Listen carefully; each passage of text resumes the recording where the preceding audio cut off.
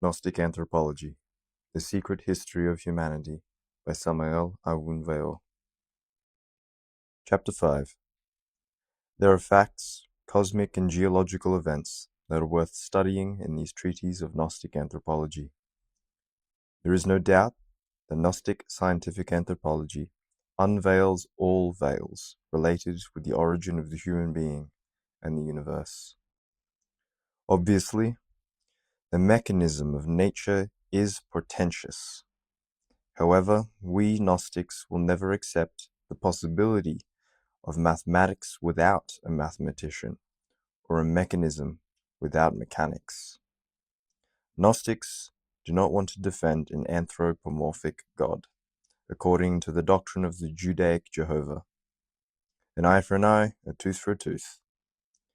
We know very well that such dogmatism brings as a consequence or a corollary, and by opposition, the materialistic reaction expressed by all types of atheists. It is necessary to understand that any type of abuse is harmful for humanity. In ancient times, people rendered worship to the gods, that is to say, to the intelligent principles of nature and the cosmos, to the demiurge architect of the universe. The demiurge architect of the universe is not a human or divine individual. Rather, it is the multiple perfect unity, the Platonic Logos. Unfortunately, in the august Rome of the Caesars, and even in ancient Greece, a type of religious degeneration occurred. When they abused worship of the gods, then as a reaction, monotheism with an anthropomorphic god emerged. Later, that monotheism with its anthropomorphic god produced as a reaction modern materialism. Therefore, the abuse of polytheism brings as a consequence monotheistic anthropomorphism, that is, the belief in a biblical anthropomorphic God. On the other hand, through time, the abuse of monotheism originated materialistic atheism. These are the religious phases through which people always pass.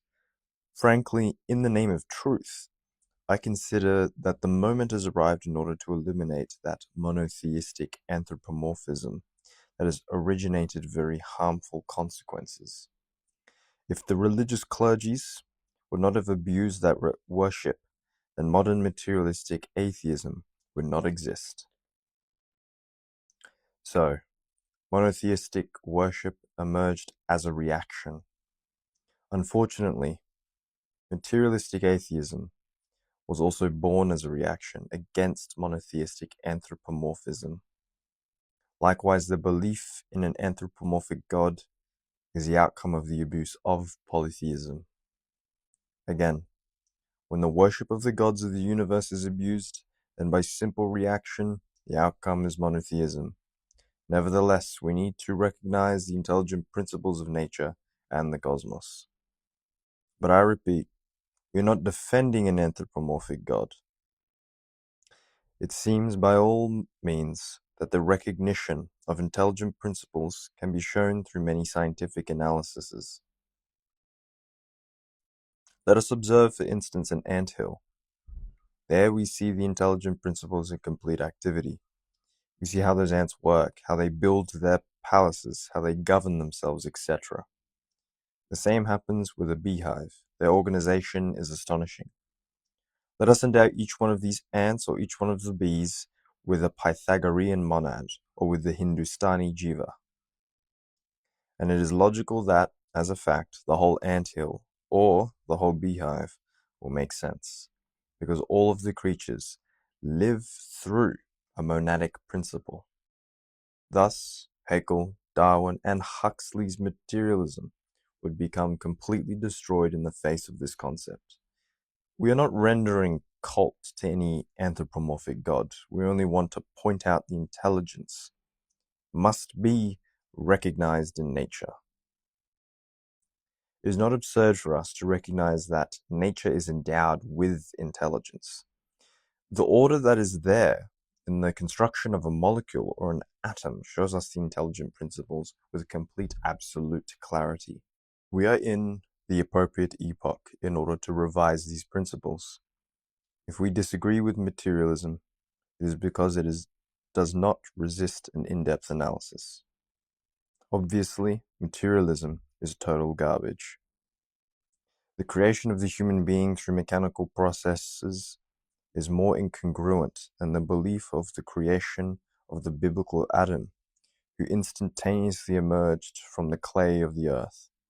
However, the first belief is as absurd as the second one. Both are incongruent. We Gnostics recognize that there is intelligence in the whole mechanism of nature. There is intelligence in the movement of the atoms around their gravitational center, in the movement of the planets around their suns. It is true, no lie, certain, that our sun, the one that illuminates and gives life to us, is one of the suns of the great constellation that rotates around Alcyone. Since ancient times, this constellation has been called the Pleiades. There are 7 suns that rotate around Alcyone. This is not strange. We live in a corner of the Pleiades, on a small planet that rotates around the sun. A planet that is populated by intellectual animals, a very small world that we named Earth. Generally, each of the suns from the Pleiades, each of those 7 suns, gives life to the corresponding planets that rotate around it. It is true, we do not deny it. Our planet Earth is a small world that rotates around the 7th sun of the Pleiades. It is no less true that the Pleiades need an intelligent directrix principle. Naturally, the pigs of materialism only believe in the fat and in the lard.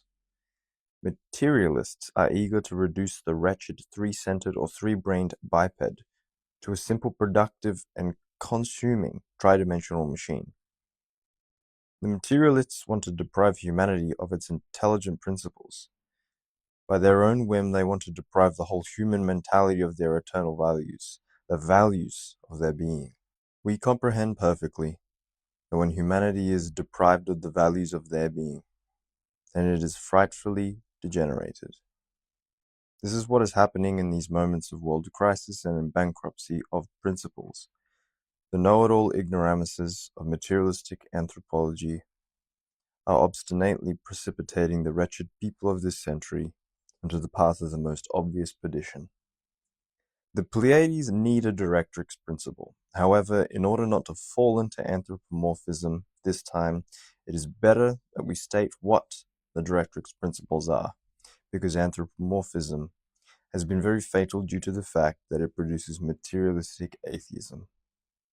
Anyhow, the directrix principle of the Pleiades is plural, yet it has representation that in no way would the pigs of materialism accept. I want to refer to the equatorial astral sun of the Pleiades. This sun is invisible through the lens of our telescopes, yet it is visible for those who have developed the most extraordinary type of vision. This is the intuitive prajna paramita type of vision in its most elevated degree.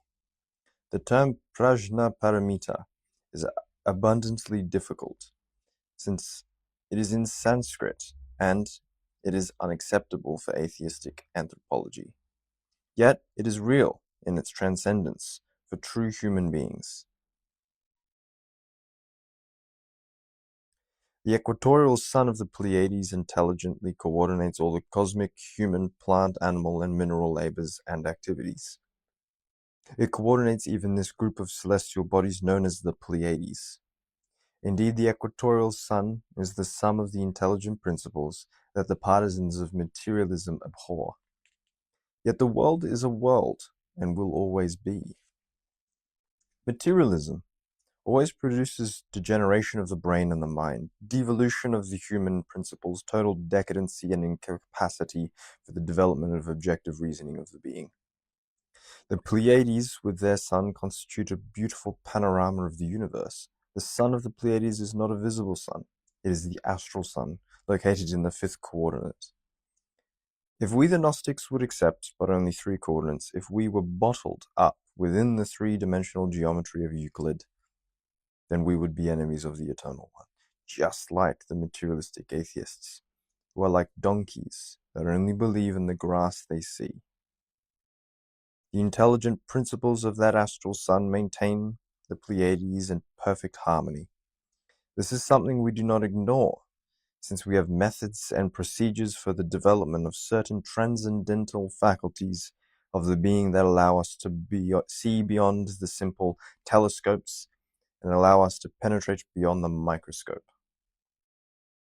We must take into account not only the Pleiades, but the whole galaxy in which we exist. This great galaxy, the Milky Way, has a capital, which is the sun Sirius. 100 billion suns, millions of worlds, moons, and meteorites are controlled by Sirius in an extraordinary way. Unquestionably, the sun Sirius is gigantic. Close to the sun, Sirius, there is a moon that is 5,000 times denser than lead. That moon rotates around Sirius. Extraordinary radiations come from Sirius that affect cosmic matter. Yet, we must not deny that from the moon, 5,000 times denser than lead, also emerge terribly infrahuman vibrations. It can be stated that the radiations of Sirius affect all the superheavens of any cosmic unit. On the other hand, the tenebrous infra-radiations of the satellite that surrounds it affects the infra-infernos that produce chaotic states in the mentality of human creatures. It engenders materialistic atheism, etc. The galaxy, in itself, with all its extraordinary organization, with its spiral shape, has the sun Sirius as its capital. Undoubtedly, the Milky Way needs the intelligent principles that govern it. The polar sun comes into our memory right now. Obviously, the polar sun are the intelligent principles that wisely control, govern, and coordinate this galaxy in which we live, move, and have our being. It is related to a marvelous spiritual sun that completely directs the whole Milky Way. Obviously, without the intelligent principles of the polar sun, even when the whole of this galaxy is controlled by its capital star Sirius, even when it would be intelligently governed, something would be lacking from it. It would lack the intelligence of the spiritual sun, or of the polar sun that is the very foundation of all those intelligent principles of the Milky Way. Still, the whole matter does not end here. We have to go far beyond that. Einstein already stated the infinite has a limit. He also asseverated that the infinite is curved. There is no doubt that there are many infinities. Beyond this infinite, there is another infinite, and much further beyond, there are many empty spaces between infinite and infinite. There is no limit to the many infinities. Our infinite, the infinite of Einstein, is around 100,000 galaxies. Each one has approximately 100,000 suns and millions of corresponding worlds. This is what is possible to perceive through telescopes. Yet indeed, this infinite in which we live needs intelligent sovereign principles that coordinate it in order to avoid many types of collisions and failures as much as possible. Fortunately, the central sun exists, the sacred absolute sun. The intelligent directrix principles of the infinite are within the sacred absolute sun. Within it, I repeat, we live, move, and have our being. Intelligence governs the whole cosmos. Whether it is within the infinitely small or within the infinitely large, there is intelligence in the macrocosm and in the microcosm. In a system of worlds, in a beehive, or in an anthill, cosmic intelligence abides precisely in each particle of this great creation.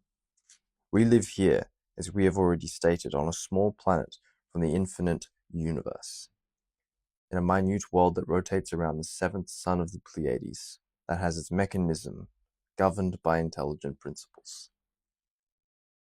Unquestionably, the geologists who have studied a lot do not know about the living mechanism of this planet Earth. The belief that the continents on which we exist are fixed, firm, and immovable has always existed, but that concept is mistaken. We, the Gnostic scientists, know very well that the Earth is more similar to the structure of an egg than to a firm mass. If we open a bird's egg and observe it, we will see that it has a yolk, that it is movable, and that it sustains itself over the egg white. The same happens with the earth. The continents are similar to that yolk. These continents sustain themselves over a clear, pasty, fluidic, and gelatinous substance. This continental yolk is not static. It periodically moves and rotates over its own axis. The entire continents of America and Europe were once connected, and now they are separated. This is what the materialistic anthropologists state about Pangaea. Yet they ignore the rhythms, periodic movements, and true geological history. There is an abundant amount of proof in order to demonstrate the movement of the continental masses. Once Atlantis was in the ocean that bears its own name, the followers of materialism have placed a question mark over the existence of this continent. Nonetheless, Atlantis' existence has been duly demonstrated in a conclusive way by the true sages that from time to time have appeared upon the earth. The learned ignoramuses stubbornly assert that continents sank like a milky layer sinks.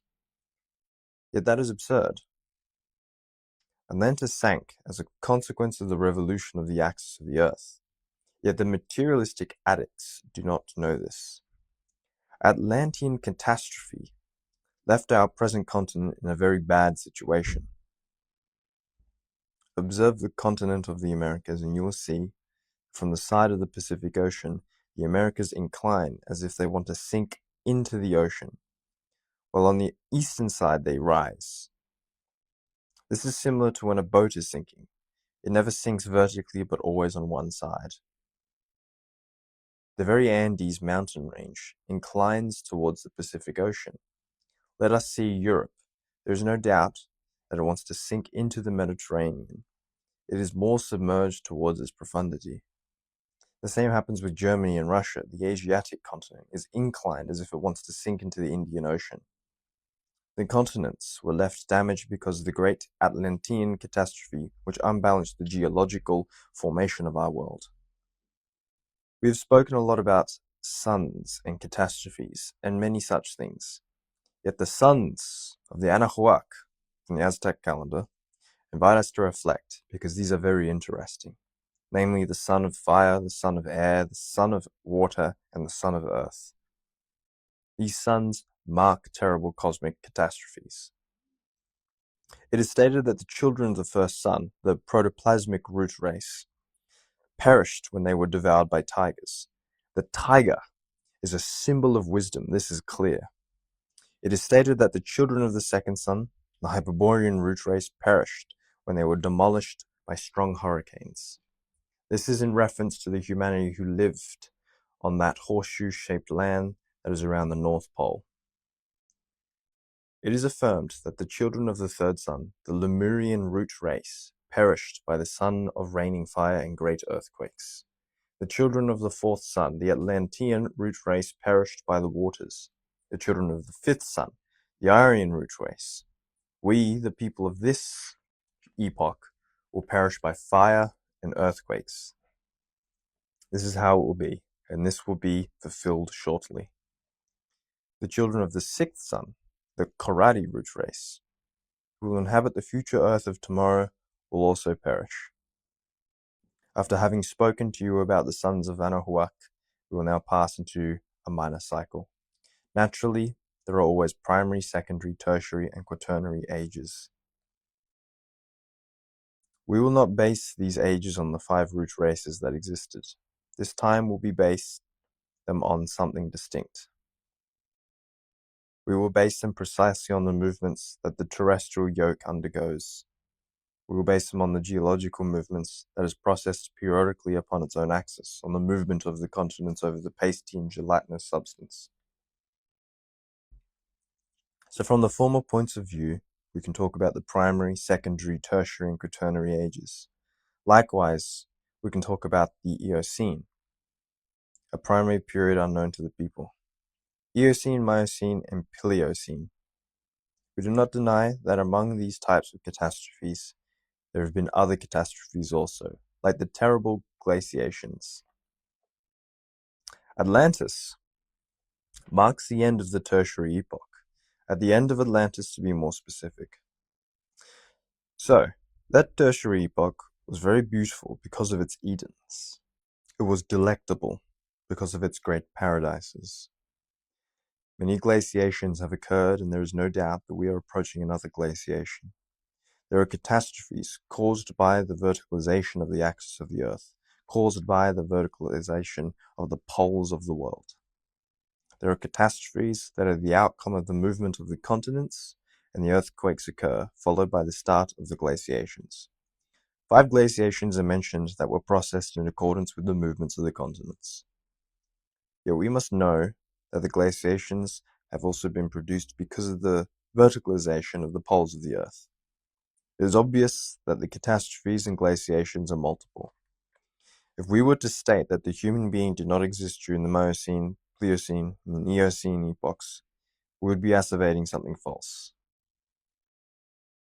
It is remarkable to see that while the archaic species of animals were extinguished, the human beings nonetheless continue to exist. I am mentioning the word human being in a merely conventional sense, since we already know that the intellectual animal is not a true human being. Obviously, when speaking of people, we have to describe them in some way. Terrible changes have occurred. Yes, they have. Let us think about the human race that emerged from the Eocene, with their tropical weather. Likewise, let us think about the race that developed and unfolded during the Oligocene, with its mild temperature. Finally, let us think about the race who lived in the Miocene, with its cold weather, with temperatures so low that they were approaching the last glaciations. What is fascinating is that, in spite of so many glaciations and catastrophes, human beings continue to exist. The Paleolithic human being still exists. Incredible, yet it is true. All of the species of archaic animals disappeared. The enormous reptiles of the Mesozoic, and nonetheless human beings continue to exist. How is this possible? How is it that all the archaic creatures have died and the human beings are still alive? The primary, secondary, and tertiary epochs passed by, and still we see human beings walk on the streets. This gives us enough authority in order to tell Darwin, Huxley, and Haeckel, who with their materialistic theories exercised too much damage upon humanity, that the human being existed a long time before the Paleolithic era.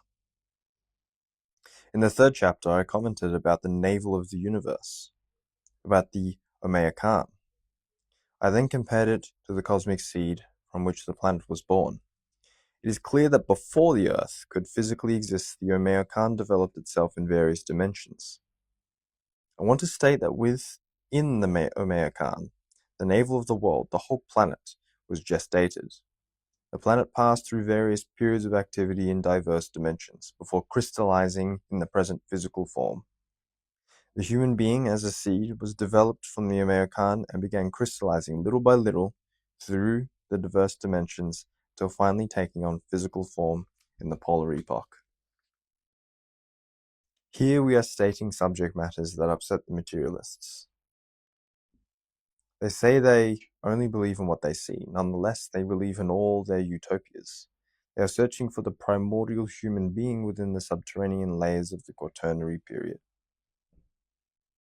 Each day, they invent more and more theories, and they believe them without ever verifying them. They're going around utterly lying. They believe in what they do not see, therefore they are falsifiers. We can prove what we are stating. We have systems of investigation by means of the technique of meditation. Through meditation, we can develop certain faculties, such as prajnaparamita, a type of intuition which allows us to study the Akashic records of nature. The whole history of Earth, of its races, is found in those records.